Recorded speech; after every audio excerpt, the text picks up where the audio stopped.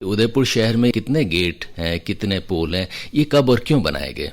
सूरजपोल जो ढहा था 1680 में औरंगजेब ने उदयपुर पे आक्रमण किया था। उस समय जगदीश मंदिर सहित 172 मंदिर तोड़े गए थे। उदयपुर के कोई नगरकोट नहीं थी उस टाइम तक। उदयपुर गिरवा में बसा हुआ और वो चारों तरफ पहाड़ियों से घिरा हुआ है, तो प्राकृतिक दृष्टि से वो सुरक्षित था और कभी ये महसूस नहीं हुआ कि भाई हमें मानव निर्मित सुरक्षा भी लेनी पड़ेगी। उस हिसाब से महाराणा अमर सिंह द्वितीय ने, जो कि 1690 के आसपास राज्य करते थे, उन्होंने इसके निर्माण का पुनः चालू कराया। वैसे तो पहले जब मुगल संधि हो गई थी, मुगल मेवाड़ संधि, उस टाइम महाराणा अमर सिंह प्रथम ने यहाँ सुरक्षा का बनवाना चाहा था, लेकिन उस समय क्योंकि संधि हो गई तो आक्रमण कोई होने का कारण नहीं था, इसलिए वो नहीं बना के पहले मकान महल वगैरह वो बनवाए गए। बाद में जब औरंगजेब का आक्रमण हुआ तो उस समय एक 9 किलोमीटर लंबी शहर, नगरकोट कहना चाहिए, असली शब्द मैं ये प्रिफर करता हूँ, नगरकोट बनी थी, जो कि पिछोला के दक्षिणी भाग से लेके मासला मंगरा के ऊपर होते हुए शहर को घेरते हुए पीछे की तरफ गई। उदयपुर का जैसे प्राकृतिक, मैंने कहा इसका नाम गिरवा है, ये चारों तरफ पहाड़ी से घिरा हुआ है और पिछोला झील है। तो चित्तौड़गढ़ क्या है कि वो बहुत वनरेबल था, अगर दुश्मन उसका घेरा डाले तो आदमी बाहर नहीं निकल सकता था। उदयपुर में ये प्राकृतिक वो था, एडवांटेज कह दीजिए, कि ये 3 तरह से तो शहर कोट बन गई और पीछे पिछोला था, तो अगर कोई दुश्मन आएगा तो वो शहर कोट से प्रोटेक्टेड हो जाएगा। अपने यहाँ वेल लेड, ये बहुत से लोगों को पता नहीं, हमारे यहाँ सूत्रधार होते थे आर्किटेक्ट उस जमाने में। महाराणा कुंभलगढ़ बनवाया, विजय कीर्ति स्तंभ चित्तौड़ में बनवाया, काफी बनवाए। तो ये यूं ही नहीं बने, यहाँ के बहुत अच्छे अपने यहाँ के आर्किटेक्ट, जिनको सूत्रधार कहते हैं, वास्तुकार, वो थे और उन्होंने काफी अच्छा लिखा भी था, चाहे वो ओरिजिनल ना हो, क्योंकि अपने यहाँ तो हजारों साल से चल रहा था ये सारा। तो उन्होंने मेवाड़ के संदर्भ में कई किताबें, पुस्तकें लिखी थी महाराणा कुंभा के टाइम में। तो वो देखते हुए कि एक अच्छे नगर के लिए 12 द्वार होने चाहिए, तो उदयपुर के लिए भी 12 द्वार चुने गए। तो पहला द्वार हमेशा या तो भैरू पोल होता है या हनुमान पोल होता है। तो दक्षिण की तरफ जो पहला पोल पिछोले के किनारे है वो हनुमान पोल है। उदयपुर का नगर, जैसा आपको मालूम है, यहाँ के महाराणा एकलिंग जी के दीवान हैं। एकलिंग जी जाने के लिए महल से हाथीपोल होके जाना पड़ता है, क्योंकि वो उत्तर दिशा में है एकलिंग जी। तो उदयपुर का जो मेन द्वार है, 12 द्वार में से 4 द्वार ऐसे थे जिनको सिंह द्वार बोलते हैं, जहाँ की 2 द्वार होते थे एक के बाद एक, जैसे अगर हाथीपोल में आज देख सकते हैं, किशनपोल में देख सकते हैं, ऐसा का ऐसा सूरजपोल में भी था। ये सिंह द्वार 2 द्वार क्यों बनाए जाते थे? 2 द्वार इसलिए बनाए जाते थे कि अगर दुश्मन किसी वो या तो हाथी से तोड़ते थे या वो पेड़ से लॉग जिसको बोलते हैं उससे तोड़ते थे, तो पहला में तो काफी जगह मिल जाती थी, तो वो तोड़ जा सकता था थ्योरेटिकली। लेकिन अगर टूट भी जाए तो उसके राइट एंगल्स पे कम जगह में है, तो वहां पर हाथी का मूवमेंट या लकड़ी का मूवमेंट या सैनिकों का मूवमेंट इतना नहीं होगा। तो एक तरह से एडिशनल अवरुद्ध डाला गया ताकि आसानी से अंदर नहीं आ सके। तो ऐसे 4 द्वार थे। 1950 के आसपास जो उदयपुर का डेवलपमेंट हुआ, बापू बाजार, अश्विनी बाजार, ये सब बने हैं, तो उस टाइम यहाँ खाई थी, वो खाई भी गई। खाई के साथ यहाँ अश्विनी बाजार के पीछे शहर कोट थी, वो भी गई। उसमें एक दंड पोल हुआ करता था। तो 12 द्वार में एक द्वार ऐसा था जिसको शहर से निकाला दिया जाता था, वो उस दंड पोल से बाहर जाता था। तो वो बहुत से लोगों को पता ही नहीं है, वो तो एक तरह से जिसको बाहर तड़ी पार करते थे वो था। तो ये पोर्शन तो टूट गया सेकंड द्वार जो दिल्ली द्वार, हमेशा नर्दर्न द्वार जो होता था थ्रू आउट, इसकी भी दंत कथाएं वो सब गलत और झूठी है। हमारे यहाँ जो भी उत्तर के मेन द्वार होते थे वो दिल्ली दरवाजे हैं, चाहे उदयपुर हो, जयपुर, कोटा, टोंक, धौलपुर, कहीं पे भी हो, हर जगह दिल्ली दरवाजा होता, नॉर्थ में है। सूर्य पोल हमेशा पूर्व में होती है। तो ये दो तो फिक्स थे।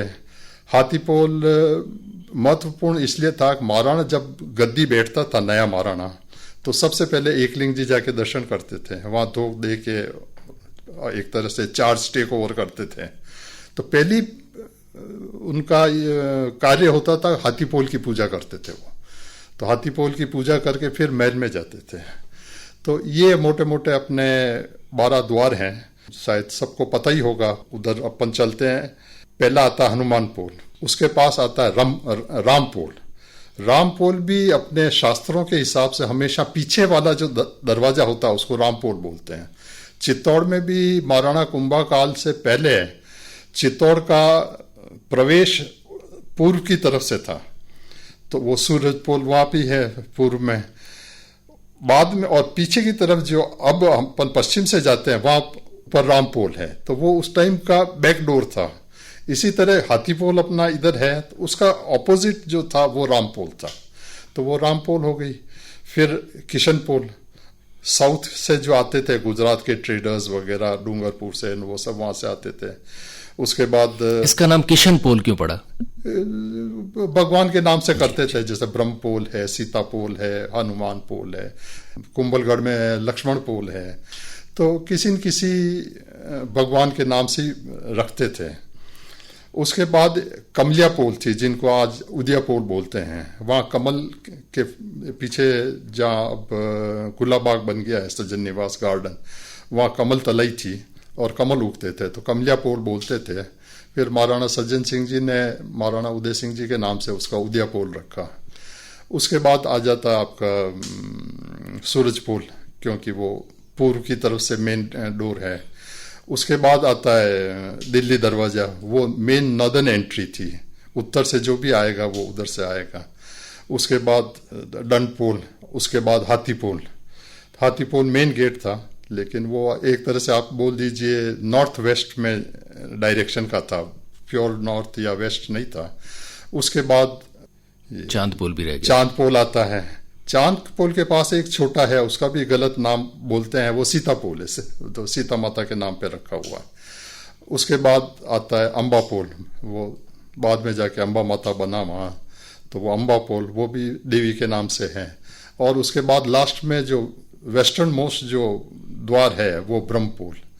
तो ये सारे 12 ही दरवाजे हो गए। उसके पीछे जो आपके अरावली हिल्स चालू हो जाती है, तो दुश्मन कभी भी पश्चिम में उदयपुर से आ ही नहीं सकता था। दुश्मन हमेशा पूर्व से या दक्षिण से या उत्तर से ही आ सकता था। तो इसका फायदा ये हुआ कि इस पे तो यहाँ मैंने नक्शा भी बना रखा है इसका जी। तो अगर आप देखें तो चारों तरफ से ये सुरक्षित है, और इधर ये पिछोला झील है। तो ये उस समय तो काम नहीं आई, लेकिन करीबन 30 साल बाद मराठाओं का जब आक्रमण हुआ, एक माधजी सिंधिया ने यहाँ पर आक्रमण किया, तो उन्होंने 6 महीने तक घेरागाल रखा था उदयपुर का, लेकिन वो अंदर नहीं घुस सके। अपन ने भी मुकाबला किया। उस समय प्रधान अमरचंद सनाड्य थे, उन्होंने बहुत ही अच्छा मैनेज किया था सारा। और एडवांटेज हमें ये था कि पिछोले से नाव में बैठ के आदमी चला जाता था, अरावली हिल्स में होके सूरत तक जाते थे, वहां से बारूद, गोला बारूद लाना है, खाद्य सामग्री है, लकड़ी लानी है। तो उदयपुर में रहने वालों को कभी ये दिक्कत नहीं आई कि भाई यहाँ हम घेरे में फंसे हुए हैं, जो कि चित्तौड़ में था। चित्तौड़ में क्या, वो एक पहाड़ के ऊपर है, ये गुहा दुर्ग में आता है, एक तरह से नेचुरल फोर्ट जो है उदयपुर गिरवा वैली, ये गुहा दुर्ग में आता है, इसीलिए यहाँ के राजा गहलोत कहलाते हैं, और पहला राजा गुहादित्य नाम पड़ा था। चित्तौड़ में क्या कि नीचे पानी की व्यवस्था दुश्मन के पास रहती थी, हमारे पास नहीं रहती थी। तो हम एक तरह से अपने ही किले में कैद हो जाते थे, और दुश्मन नीचे आराम से रहता था। तो वो इसीलिए वहाँ 3-3 शाखा जोहर हुए। तो स्ट्रेटेजिक पॉइंट ऑफ व्यू से तो इनको पहला जो साका हुआ उस समय शिफ्ट कर देना चाहिए था, लेकिन न जाने वो रहता है एक महत्व, अपन ऊंचे पहाड़ पे गिरी दुर्ग पे बसे हुए हैं तो थोड़ा इसलिए वो वहाँ रहे। लेकिन फिर उदय सिंह जी ने दूरदर्शिता बताते हुए वो उदयपुर आ गए। ये कोई नई जगह नहीं थी उदयपुर, ये जो गिरवा वैली और आहड़ है ये कम से कम आर्कियोलॉजी के हिसाब से भी 4000 वर्ष पुराना है, लेकिन ऐतिहासिक हिसाब से भी यहाँ 200 साल तक 17 रावणों ने यहाँ से राज्य किया। जो कि आगे जाके मास्त्या बना, वो मास्त्या नहीं था, वो उदयपुर का पहला एक महल बोल दीजिए जहाँ की राजा रहता था रावल, वो स्थान था। क्योंकि एंशिएंट सिविलाइजेशन जितनी भी हैं वो क्या पानी के किनारे बसती थी। यहाँ जो लोग बसे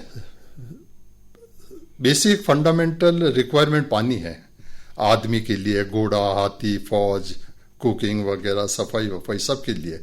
तो आयड़ उचित जगह थी तो वो वहाँ था, लेकिन कभी कभार बाढ़ भी आती थी।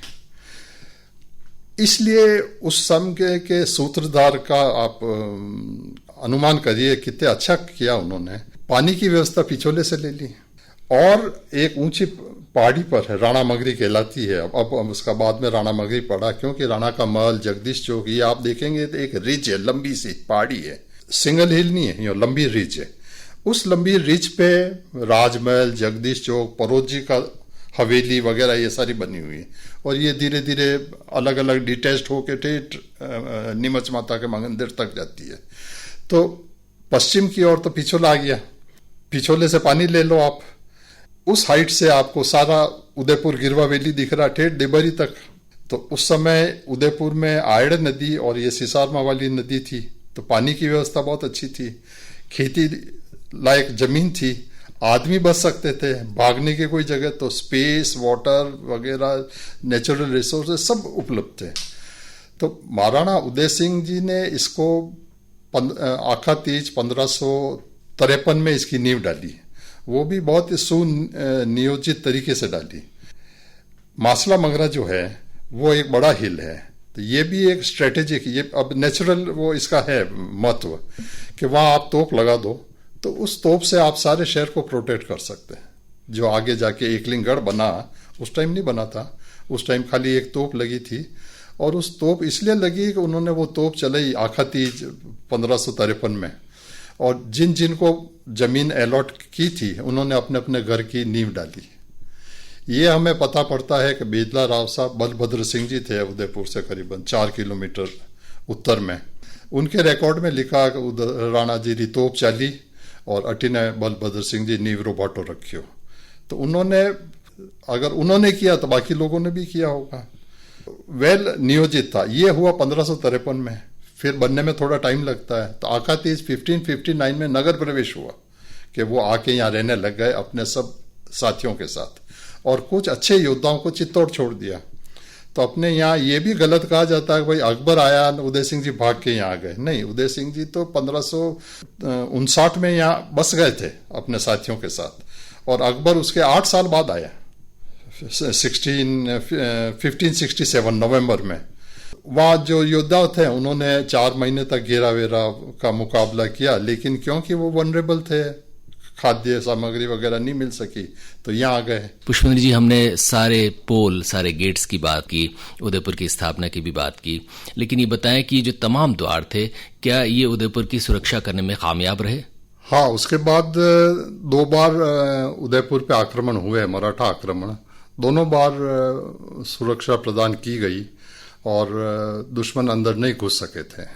जैसा कि मैंने पहले बताया, क्योंकि पश्चिम की तरफ पिछोला था, तो हमारे जो भी लड़ाई की सामग्री थी, खाद्य सामग्री थी, जनता को जो भी चाहिए था वो प्राप्त हो रही थी। इसलिए न तो वो अंदर घुस सके। काफ़ी बड़ी ये 2 मीटर थिक वॉल है, 5 मीटर ऊंची है। तो आप देखिए कितना पैसा और समय लगा होगा इसका। ये अपने आप में मेरा तो मानना है, आजकल अपन कैलकुलेट कर सकते हैं इसकी कॉस्ट और टाइम, तो ये राजसमंद जयसमंद से भी बड़े प्रोजेक्ट थे। तो अपने यहाँ के जो निर्माण कार्य किले महल तो बताते ही हैं, लेकिन ये जो नगर कोट का महत्व इतना ज़्यादा अधिक बताया नहीं गया है। तो 9 किलोमीटर लंबी, 5 मीटर ऊंची, 2 मीटर मोटी, इसको आप अंदर घुसना इतना आसान नहीं है। इस संदर्भ में मैं आपको एक और बता दूं जो कि बहुत कम लोग जानते हैं, हमें उसको मल्टीपर्पस डैम बोलते हैं। जब भी बांध बनता है उसका पर्पस क्या है? तो कोई इरिगेशन है, कोई हाइड्रो इलेक्ट्रिसिटी है। तो उदय सागर एक ऐसा डिफेंस डैम था, महाराणा उदय सिंह जी ने वहाँ इसलिए बनाया कि अगर दुश्मन अपने पूर्व की तरफ से उदयपुर पे आक्रमण करे तो जो ये आयड़ नदी बाहर निकलती है गिरवा वैली के चारों तरफ तो पहाड़ थे, वहाँ एक गैप था। अब उस गैप को कैसे बंद करें? तो आज भी आप देखेंगे दिबारी के दरवाजे के वहाँ एक शहरपना टाइप बनी हुई है, तो शहरपना से बना तो नगर कोट, लेकिन वो तोड़ी जा सकती है तोप से या बारूद से। चित्तौड़ की भी तोड़ी गई, तो यहाँ तोड़ने में कौन से? तो वहाँ उन्होंने बांध बनाया, तो बांध भी एक तरह से दीवारी है और उसके पीछे खूब सारा पानी है। अगर दुश्मन उस दीवार को तोड़ता भी है तो ऐसी बाढ़ आएगी वो सारे बह जाएंगे, और सपोज बह भी न जाएं और एक तरफ हो जाएं तो भी पीछे इतना कादा कीचड़ होगा कि उनकी सेना अंदर आसानी से नहीं आ सके। डिफेंस का सबसे बड़ा कारण क्या होता है कि एक दुश्मन जो आ रहा है वो आसानी से ना आ सके, उसको अवरुद्ध करें उनके मार्ग को, और जितना हो सके अपन का बचाव करें। तो एक तरह से वो भी एक एक्सटेंशन ऑफ शहर नगर कोट ही है। उदय सागर का जो बांध है वो एक डिफेंस सिस्टम है। इसी तरह यहाँ है, तो ये कम से कम 3 मीटर चौड़ी तो रही होगी इसकी नींव, 2 मीटर गहरी रही होगी। इतना गहरा खुदाई करना, उस टाइम मैकेनाइजेशन तो जेसीबी वगैरह तो थी नहीं, आदमियों से ही कराया गया। तो नींव खोदना, नींव को भरना और करना। एक और जानने की चीज ये है कि जो कि अब सूरजपोल गिरा उससे पता चलेगा, पुराने जो भी काम होते थे वो मितव्ययता की वजह से मिट्टी में चुनाई होती थी। तो पत्थर और मिट्टी की चुनाई में तो दीवार बनती थी, और बाहर घरट से चूना रेती का मिक्सचर बनता था एक, वो बहुत ही मजबूत होता था, वो ऊपर से प्लास्टर होता था। तो अपन बाहर से तो चूना दिखेगा लेकिन अंदर मिट्टी, तो वो मिट्टी क्या कि जब गीली होती है तब तो सॉफ्ट होके आसानी से मिलती है। अपने आयड़ के किनारे ये रेलवे ट्रेनिंग स्कूल के यहाँ आप खड्डा खोदे हैं तो नीचे से वो पीली मरडा निकल जाएगा जो कि निर्माण कार्य में काम आता है। अब सूरजपोल में क्या हुआ कि वहाँ जो अपने यहाँ की जो रॉक्स हैं वो बहुत हार्ड है, अरावली सीज में बनी। अगर आप जिलाधीश का निवास के वहाँ देखें भोपालपुरा के यहाँ, तो वहाँ देखेंगे बड़े बड़े जैसे नदियों में पत्थर होते हैं वैसे दिखेंगे आपको। वो आज से 180 करोड़ साल पहले यहाँ जब समुद्र था और जो नदियाँ आके उस समुद्र में मिलती थी, ये उसके पत्थर हैं। ये पत्थर कंसोलिडेट होके इतने मजबूत रॉक बन गई, जो कि पंचवटी में ये पारसी का बंगला है, सारा ये घाटी सेक्शन जो उदयपुर का है ना, ये सारे उस रॉक के बने हुए हैं। तो अगर इसमें क्या हुआ, पहले फाउंडेशन स्टडी होता है कि भाई यहाँ की रॉक्स कैसी हैं, तो ज़्यादातर रॉक सॉफ्ट है, लेकिन जहाँ जहाँ ये रॉक्स आई उन्होंने बहुत प्रॉब्लम क्रिएट की। तो अब मशीनरी जब चलती है तो थोड़े थोड़े वाइब्रेशन तो होते ही हैं।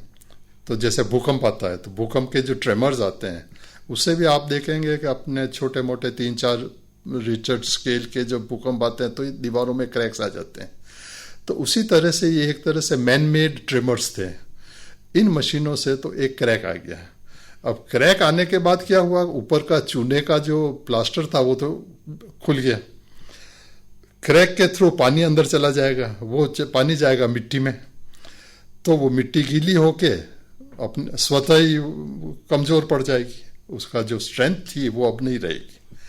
तो मॉनसून सेट होते ही थोड़ी सी बारिश हुई और वो हुआ तो धक्का लगा और गिर गया। जी, ये बताएं कि जी ये जो इस तरह के कंस्ट्रक्शंस थे तो अब इन्हें बचाया जाना क्यों जरूरी है, और क्या हमें सूरजपोल भी दोबारा बनाई जानी चाहिए? इसमें टेक्निकली 2 चीजें हैं।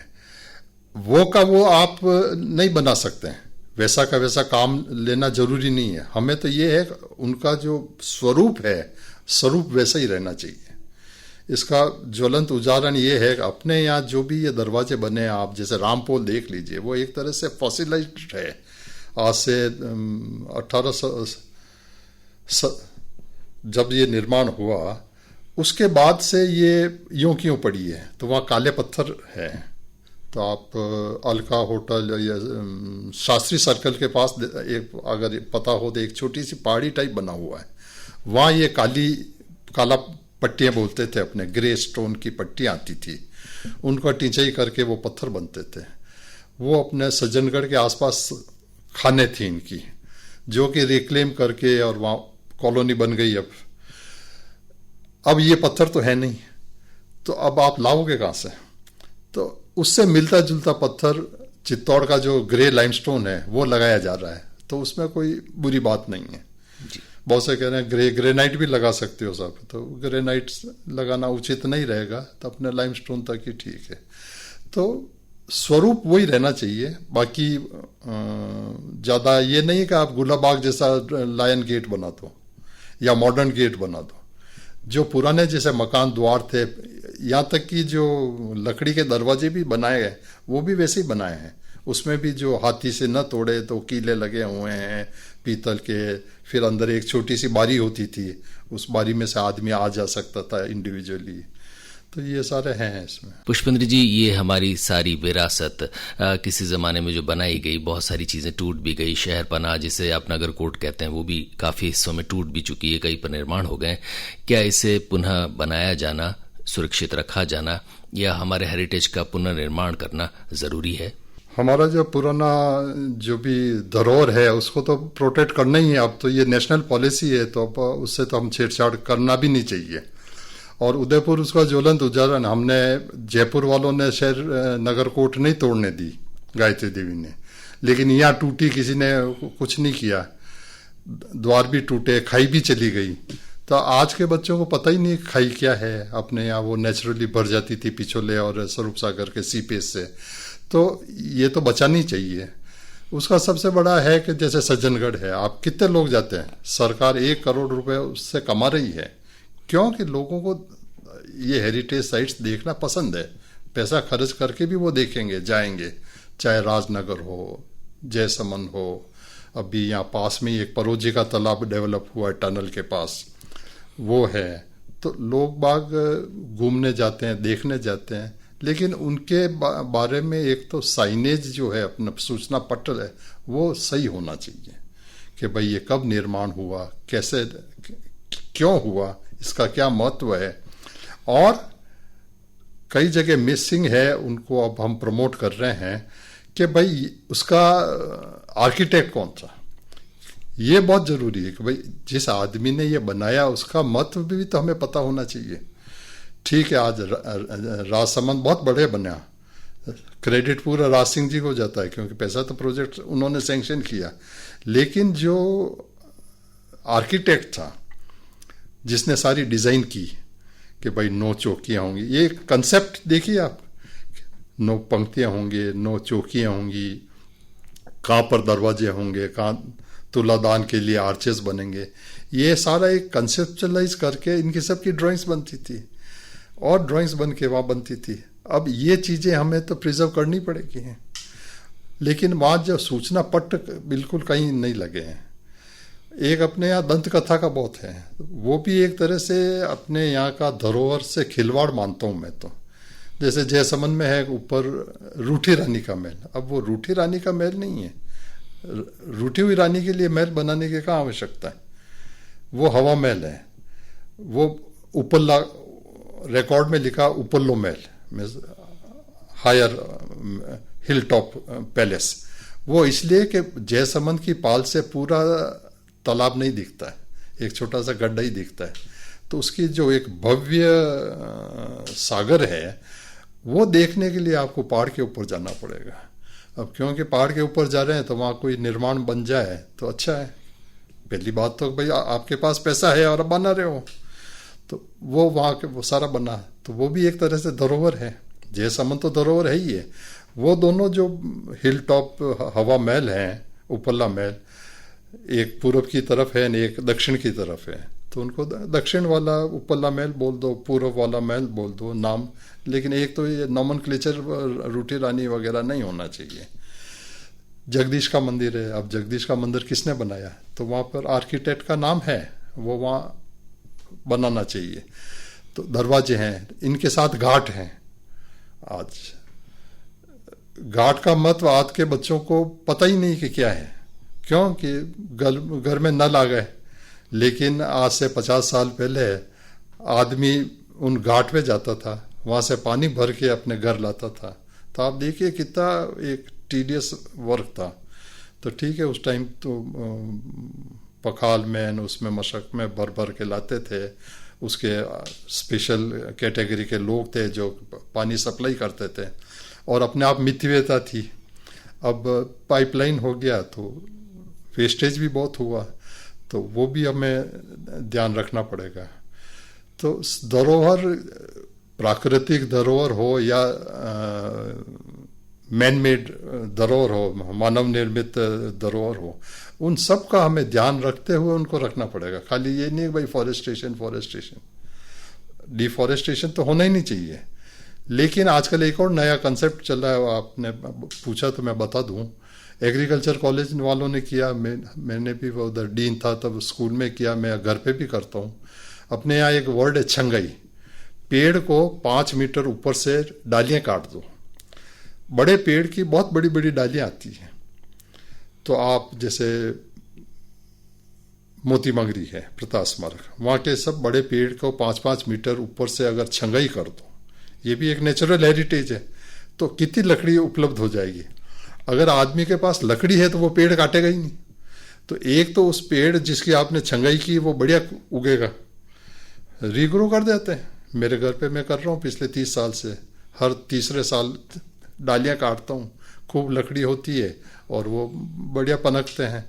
तो ये जो बायोलॉजिकल जियोलॉजिकल भी हैं, तो वो एस्पेक्ट भी हमें देखना पड़ेगा, तो वो भी हमें बचा के रखना है। यहाँ की जो रॉक्स हैं, मिनरल्स हैं, लेकिन क्योंकि अब जैसे रेती तो आप निर्माण कर रहे हो तो रेती तो चाहिए ही आपको, तो और मकानों के लिए पत्थर भी चाहिए, मार्बल भी चाहिए, पत्थर मार्बल भी चाहिए।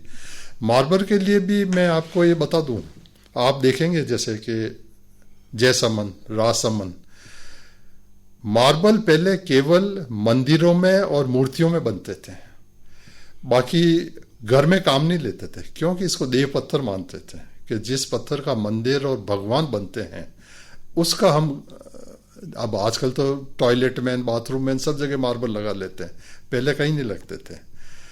और बहुत से लोगों को गलतफहमी है कि अपने यहाँ एक गुटाई होती है, वो भी एक हेरिटेज है हमारा, आर्किटेक्चर जो बनाते हैं तो चूने और मार्बल पेस्ट को गट्टी में पीसते हैं, पहले हाथ से पीसते थे, अब मैकेनाइज पीसते हैं, बात एक ही है।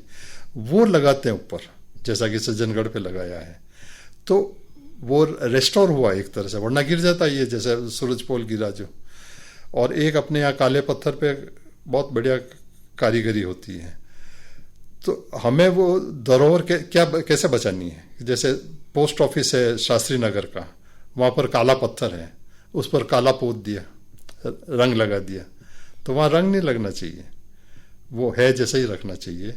समय समय पर आप उसका मेंटेनेंस कर सकते हो, ज़्यादा से ज़्यादा तेल लगा दो, लेकिन कलर नहीं होना चाहिए।